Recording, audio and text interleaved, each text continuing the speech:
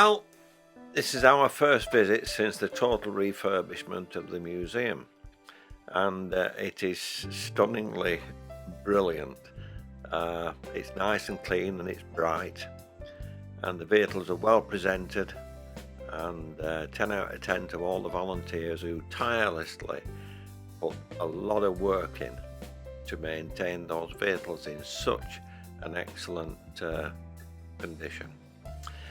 However, having been around the museum, it's all on one level now, and anybody who's been before will remember that on the entrance you went to the left and up onto a little raised area that gave you access to the rest of the museum, and they had static displays on there which were excellent.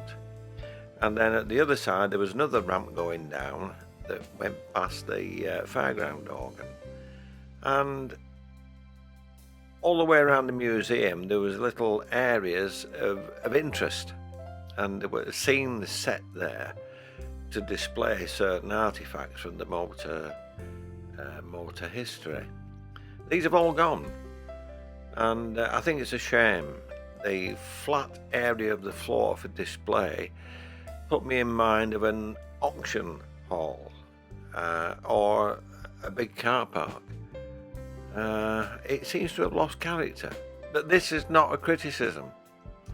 I realise that it must be easier to maintain and clean and look after, but in all that, it's still there, and that's one thing that we're very, very grateful for. But it's lost its character.